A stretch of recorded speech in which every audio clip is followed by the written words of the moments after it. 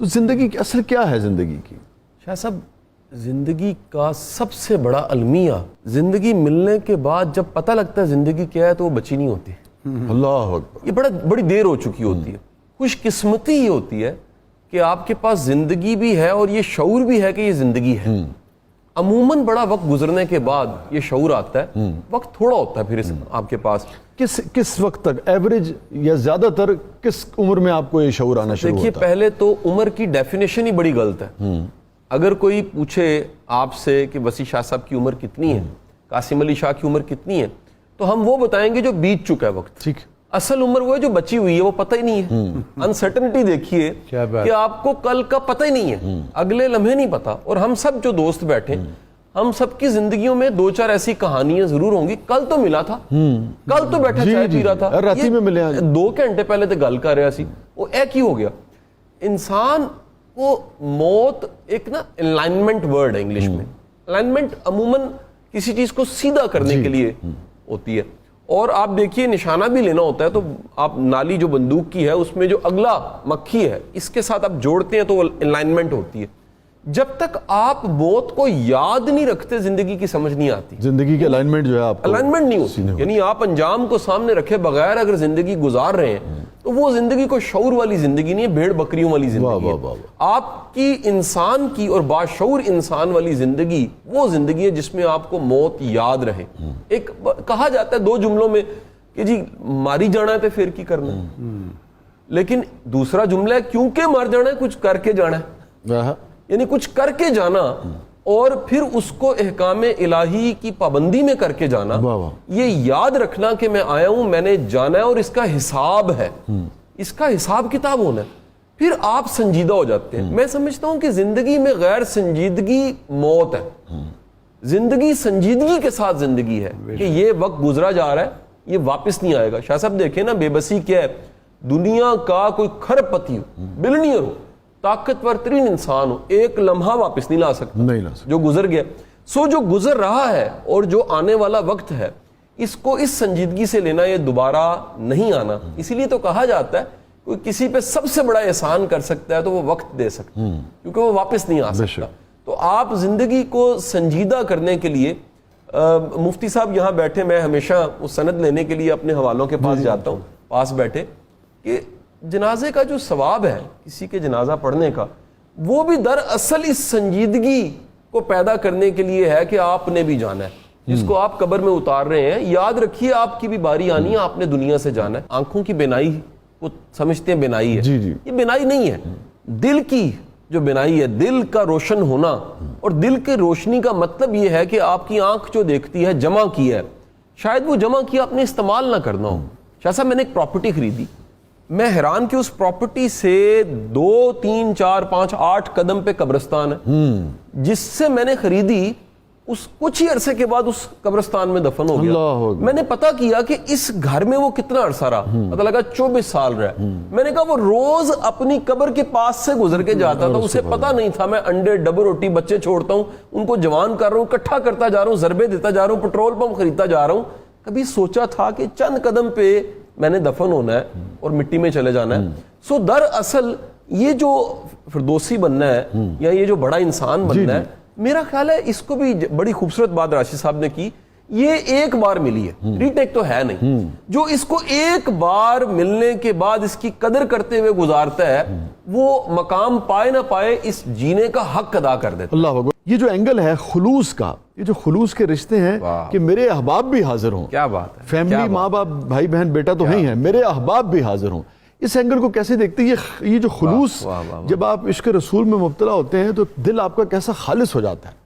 شاہ صاحب عشق مجازی اور عشق حقیقی کی لٹریچر میں بے شمار ڈیفینیشنز پڑھی ہیں. کہہ لیجئے کہ سب سے میری پسندیدہ جو ڈیفینیشن ہے عشق مجازی یا عشق حقیقی کی, میرا خیال ہے وہ اس شعر میں وہ میں سمجھا پاؤں گا کہ ایسا عشق جس میں آپ سب کو شامل کرنا چاہتے ہیں وہ حقیقی ہے. واہ واہ واہ واہ واہ, کیا اور جس میں آپ خود قابض ہیں, واہ واہ واہ, وہ مجازی آپ سے دور ہے, بالکل آپ قریب نہیں کرنا چاہتے, بڑی نہیں کر سکتے رقیب کو, کیا اچھا نکتہ, وہ آپ کا پھر عشق کیا اچھا نکتہ ہے. تو عین جو کہہ لیجیے حق ہے وہ آپ کے رب سے آپ کی محبت بندگی. اس محبوب کو آپ ساری دنیا سے ملانا چاہتے ہیں, سب کا محبوب ہو جائے, اس محبوب کو سب سے چھپانا چاہتے ہیں, یعنی آپ اس محبت میں سب کو شریک کرنا چاہتے ہیں. آپ کی تمنا ہے کہ جیسے میں نثار ہوں سب نثار ہو جائیں آپ کے نام نامی پہ. تو یہ عین پھر عشق حقیقی ہے. کیا کہنا ہے؟ میرا یہ ایمان ہے اس بات پہ, اس جملے پہ میرا پورا یقین ہے کہ حضور کی ذات گرامی کو جاننے کے بعد آپ عشق سے بچ ہی نہیں سکتے. بے شک. یعنی یہ ہو نہیں سکتا کہ آپ شخصیت سے واقف ہوں, آپ انداز سے واقف ہوں, آپ سیرت سے واقف ہوں, بالکل درست, اور آپ بچ رہے ہیں. اس کا مطلب ہے آپ کو باشعور انسان نہیں ہے. باشعور انسان گناہگار ہو سکتا ہے, لیکن یہ کنفرم بتا دوں کہ آپ کی محبت اور عشق میں کمی نہیں کر سکتا. بالکل درست بات, بالکل درست بات. زندگی کی جو کامیابی ہے وہ آپ کے نزدیک کیا ہے؟ قاسم علی شاہ صاحب کے نزدیک کیا ہے؟ شاہ صاحب کامیابی کی تعریف اگین بندہ بدلے تو کامیابی کی تعریف بدل جاتی ہے. لیکن کسی بھی شخص کے لیے جو اس کے مقاصد ہیں, جو اس کی خواہشات ہیں, ان کے پورا ہونے کا نام کامیابی ہے. لیکن ایک میچور انسان, ایک بالغ ذہن کا انسان اگر تھوڑا سا غور کرے تو خواہشیں پوری ہونے کے بعد جو بچے دیتی ہیں ان کا نام بھی خواہشی ہوتا ہے. سو خواہش کے بعد پھر خواہش, پھر خواہش. ایک سلجھا ہوا سمجھدار انسان یہ سمجھ جاتا ہے کہ مجھے بہت سا پھیلنا نہیں ہے, مجھے کہیں رکنا ہے, اور رکنے کے بعد یہ دو چیزوں میں بیلنس بڑا ضروری ہے. ایک ہے اسپریشن, آرزویں, اور دوسرا ہے کیپیبلٹی, میری اصل میں صلاحیت کیا ہے. تو آپ اپنی اسپریشنز کو لگام ڈال کے زندگی کے ہر شعبے میں, آپ کے 7 ایریاز آف لائف ہیں, آپ کی ذاتی زندگی ہے, آپ کی فیملی لائف ہے, آپ کی پروفیشنل لائف ہے, آپ کا اور آپ کے رب کے درمیان میں ایک تعلق ہے, آپ اور سماج ہے, آپ کا کنٹریبیوشن ہے, آپ کی خود شناسی ہے. آپ اسپریشن کو سامنے رکھتے ہیں اور کسی وقت میں دیکھتے ہیں کہ میری کیپیسٹی کیا ہے, میری کیپیبلٹی کیا ہے. یعنی اپنی کیپیسٹی اور کیپیبلٹی کو بہترین استعمال کرنا میری نظر میں کامیابی ہے. کہ آپ کر سکتے ہوں اور وہ کر ڈالیں, یہ کامیابی ہے. اب رہ گیا نتیجہ رب کے پاس ہے, یہ دنیا کا کوئی بندہ انشور نہیں کر سکتا. بہترین نیت, بہترین کوشش کے بعد جو ملے وہ حاصل ہے, اس پہ راضی رہنا چاہیے. سو عموماً دیکھا گیا ہے کہ وہ لوگ جن کو ہم ناکام کہتے ہیں وہ کمپیریٹیو ہوتا ہے. یہ کسی کے پاس گاڑی نہیں ہے, جس کے پاس ہے وہ کہے گا شاید یہ ناکام ہے. دیکھنا یہ پڑتا ہے کہ کسی بھی شخص کے پاس اطمینان قلب کتنا, وہ خوش کتنا ہے. شاہ صاحب کوئی بھی اچیومنٹ جو آپ نے کہا کہ کامیابی تو مل گئی لیکن اندر خوشی نہیں ہے, یہ بڑا کامن ہے. اور یہ مڈل ایج میں کہیں نہ کہیں اس کو مڈل ایج کرائسس بھی کہا جاتا ہے کہ ہم 40-45 کی عمر میں آ کے دیکھتے ہیں کہ جو کبھی خواب تھا, وہ کمپٹیشن کا ایگزام ہو سکتا ہے, وہ بزنس چلانا ہو سکتا ہے, نوکری کا حصول ہو سکتا ہے, اتنا بڑا گھر بنانا ہو سکتا ہے, یہ گاڑی اگر آ جائے. یعنی یہ دیکھیے کہ آج وہ تمام کی تمام چیزیں ہماری زندگی میں, سننے والوں کی زندگی میں آج جو ہیں, یہ کبھی خواہش تھی, یہ تمنا تھی, یہ کبھی خواب تھا کہ شاہ جی یہ گاڑی اگر آ جائے تو کتنا سکون ہوگا. یہ پورا ہو چکا ہے اور خوشی نہیں ہے. اس کا مطلب ہے کہ کوئی غلطی ہم سے ہوئی. اشیاء سے خوشی نہیں ہوتی, راضی رہنے سے خوشی ہوتی ہے. دوسرا, اشیاء اکٹھا کرنے سے خوشی نہیں ہوتی, بانٹنے سے خوشی ہوتی ہے. تیسرا, خوشی کبھی بھی کسی کیٹو کے پہاڑ پہ بیٹھ کے نہیں ہوتی, اس پروسیس کو انجوائے کرنے سے خوشی ہوتی ہے. انہوں نے ڈھونڈا, تلاش کیا اور یہ کویسچنرز فلاٹ کیے دنیا کے بڑے بڑے اچیورز کے پاس کہ اگر آپ کو ہیلی کاپٹر سے اٹھا کے ماؤنٹ ایورسٹ پہ بٹھا دیا جائے آپ خوش ہوں گے؟ انہوں نے کہا نہیں, یہ جو سٹرگل ہے, یہ جو کوشش ہے, یہ جو گرنا ہے, یہ جو تگودو کرنا ہے, اس میں جو مزہ ہے یہ ڈائریکٹ ہیلی کاپٹر سے کیٹو پہ بیٹھنے کا. تو ہم جو بعض اوقات دعا کرتے ہیں تو یہ تو بددعا ہے نا کہ میری یہاں نسلاں بہ کے کھان. یہ تو میں سمجھتا ہوں حماقت ہے, جذباتی بات ہے. بنیادی طور پہ میں بلکہ یہ نصیحت کے طور پہ اگر اپنے فالوورز محبت کرنے والوں کو کہوں, اپنے بچوں کو مصروف رکھیں, ان کو اچھی مصروفیت دیں. یہ جو ویلے نکھٹو ہے نا, معافی کے ساتھ کوئی ویسٹرن مائنڈ سیٹ بالکل کہ پیسہ اکٹھا کر لیا اس کے بعد انہوں نے صرف سر جی وزن ودے گا, بیماریاں جسمانی ذہنی بیماریاں, جذباتی طور پہ ڈیمیج, اور سب سے بڑھ کے نکھٹو ہو جائیں گے. نکھٹو بندے کا سر بڑا چیلنج ہوتا ہے, وہ کام شروع کر کے کنٹینیو نہیں کر پاتا.